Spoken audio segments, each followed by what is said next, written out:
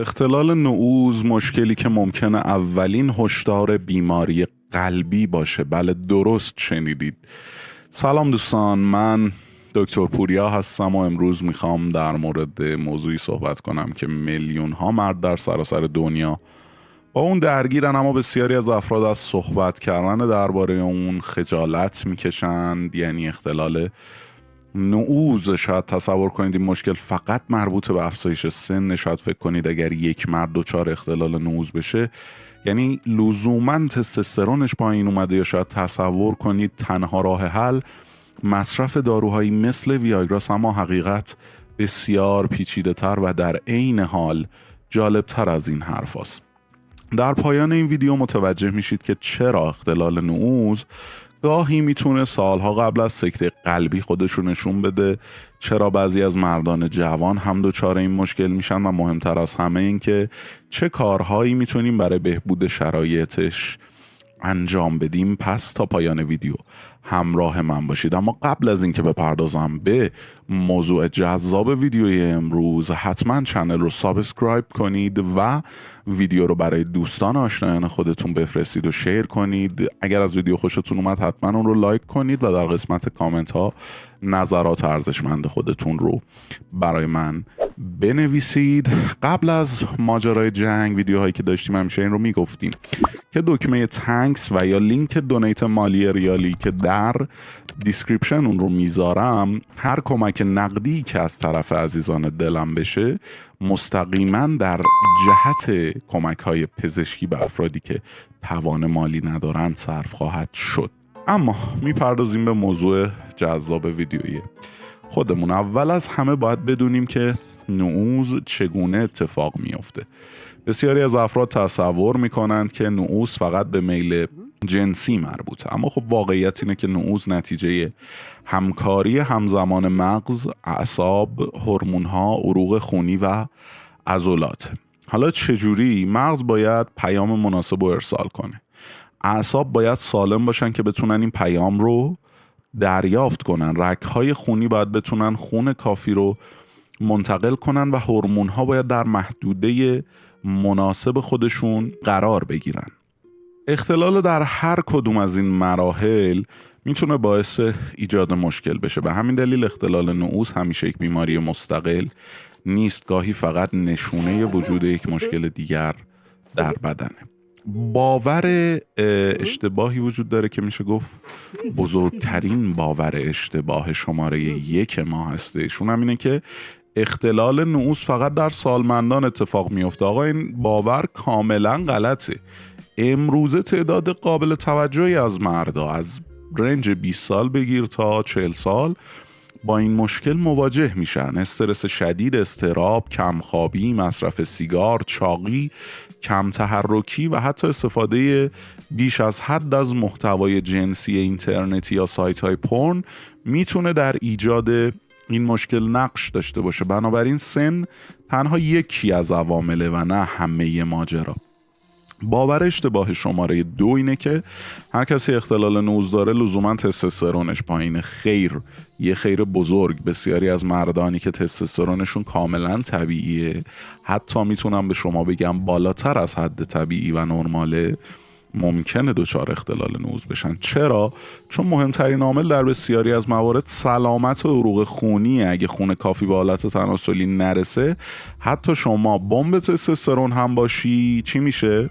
اختلال نعوذ در شما شکل میگیره. و اما میرسیم به نقطه عطف ویدیو و مهمترین بخش ویدیو، رابطه اختلال نعوذ با بیماری قلبی. شاید باورتون نشه، اما گاهی اختلال نعوذ اولین علامت بیماری عروق بدنه. عروق هم با چی در واقع مستقیما سر و کار داره که مهمترینشه؟ قلب. بله، اصلا تخصص قلب و عروق هم معروفه.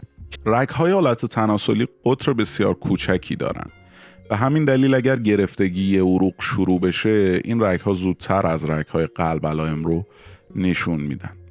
در برخی مردان اختلال نعوذ حتی 3 تا 5 سال قبل از سکته قلبی ظاهر میشه. به همین دلیل پزشکان امروزه اختلال نعوذ رو فقط یه مشکل جنسی نمیدونن، بلکه اون رو یک هشدار مهم برای سلامت عمومی بدن در نظر میگیرن. دیابت چه نقشی داره؟ دیابت یکی از شایع ترین دلایل اختلال نعوزه. قند خون بالا به مرور زمان به اعصاب و رگ‌های خونی آسیب میرسونه. همین موضوع باعث کاهش کیفیت نعوز میشه. متاسفانه برخی افراد سالها دیابت دارن اما از اون بیخبرن. گاهی اولین نشونه که اونها رو به پزشک میرسونه همین مشکله. فشار خون بالا هم یکی از عوامل مهمه. فشار خون کنترل نشده باز هم به دیواره عروق آسیب میزنه. در نتیجه جریان خون کاهش پیدا میکنه. حتی بعضی از داروهای فشار خون هم ممکنه روی عملکرد جنسی اثر بذارن. البته هرگز نباید بدون نظر پزشک مصرف دارو رو قطع بکنید.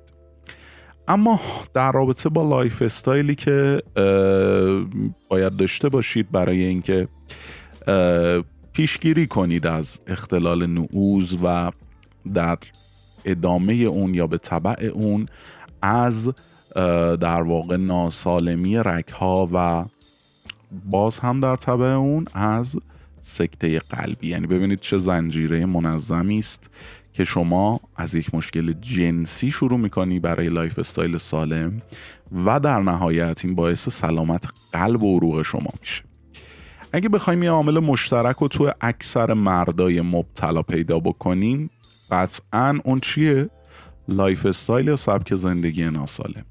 یکی از مواردی که بسیار بسیار مهمه و خیلی ها اون رو نامهم میدونن و سطحی بهش نگاه میکنن: اضافه وزن، کم تحرکی، خواب ناکافی، استرس مزمن، سیگار، مصرف زیاده، الکل. همه این موارد میتونه عملکرد عروق و هورمون ها رو تحت تاثیر قرار بده. به صورت کلی اگر بخوام بگم اصلا لایف استایل سالم همین موارد. شما باید بتونی وزنت رو کنترل بکنی، باید بتونی فعالیت بدنی منظم داشته باشی، ورزش بکنی، خوابت باید حداقل 8 ساعت باشه، یعنی بین 7 ساعت تا 9 ساعت. حالا با توجه به شرایطی که داخل ایران داریم و خیلی از کارهایی که هستن حالا ساعت نرمالی ندارند، باید 8 ساعت باشن، بیش از 8 ساعتن و باعث میشه که آدم تا میرسه خونه بخواد کاری بکنه، بخواد یه شامی بخوره، بخواد یه استراحتی بکنه، یه فیلمی ببینه، یهو میبینه که ساعت شد 1 شب و ساعت 6 صبح باید پاشه، 5 صبح باید پاشه. همه اینها قابل درکه، اما هیچی به اندازه خواب مهم نیست و تمام تمرکزتون رو بذارید روی اینکه حداقل 7 ساعت و حد اکثر 9 ساعت خواب داشته باشید هر روز، که بسیار بسیار بسیار روی همین اختلال نعوز اولا تأثیر میذاره و روی لایف استایل ناسالم. یعنی هر آنچه که از لایف استایل ناسالم شنیده اید که ممکن است به آنها مبتلا شوید، همش میتونه از همین خواب بیاد. انقدر این عامل مهمه. مساویه با همین عامل استرس مزمن هم مهمه. باید بتونید استرستون رو کنترل بکنید که روش‌های مختلفی داره که یک ویدیو مجزا در رابطه با این خواهم ساخت. سیگار هم که از حرام الشمسه که نباید بکشید و مصرف زیاد الکل هم که سمی است برای تمام اعضای بدن. سیگار دشمن مستقیم نعوز. نیکوتین باعث تنگ شدن عروق خونی میشه. هرچه جریان خون کمتر بشه، کیفیت نعوز هم کاهش پیدا میکنه. تحقیقات نشون دادن که ترک سیگار در بسیاری از مردان میتونه به بهبود عملکرد جنسی کمک کنه. خواب رو هم که اصلا نباید دست کم بگیرید. بخش قابل توجهی از تولید تستوسترون هنگام خواب اتفاق میفته. کم خوابی مزمن سطح انرژی، خلق و خو، میل جنسی و عملکرد جنسی رو مورد اثر قرار میده و اثر منفی روی همه اونها داره. اگه کمتر از 7 ساعت در شب میخوابید، شاید لازم باشه که برنامه روزانه خودتون رو کلاً عوض کنید و توش تجدید نظر بکنید. استرس چطور؟ وقتی بدن وارد حالت استرس میشه، هورمون‌هایی مثل آدرنالین افزایش پیدا میکنن. این هورمون بدن رو برای مبارزه یا فرار آماده میکنه، اما در همین حالت سیستم جنسی در اولویت بدن قرار نداره. به همین دلیل اضطراب و استرس شدید میتونه مستقیما روی نعوز اثر بذاره. آیا ورزش کمک میکنه؟ قطعا که بله.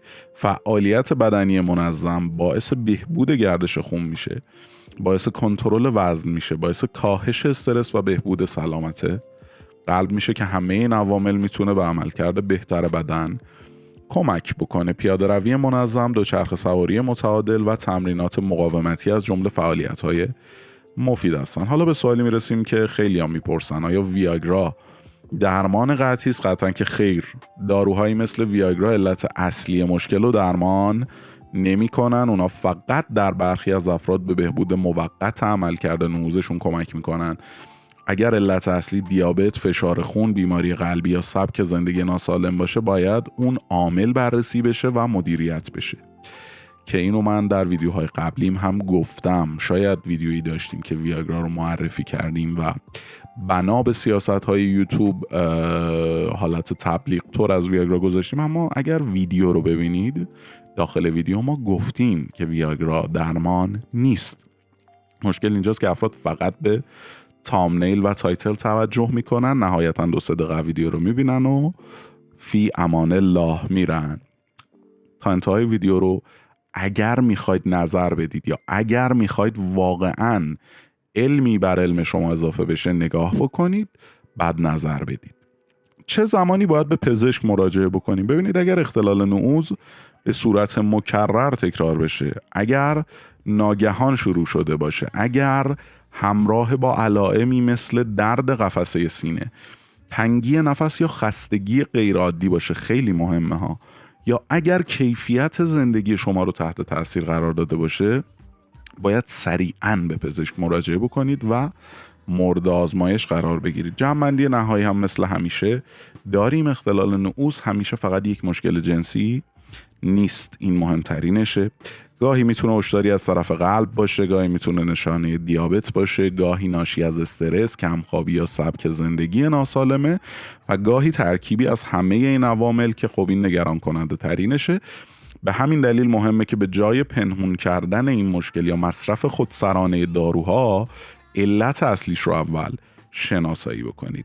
در قسمت کامنت ها برای من بنویسید که به نظر شما مهمترین عامل تاثیرگذار بر سلامت جنسی مردان چیه و اگه هنوز عضو خانواده کانال دکتر پوریا نشدید کانال رو سابسکرایب بکنید و ممنونم که تا پایان همراه من بودید. تا ویدیوی بعدی، خدا نگهدار.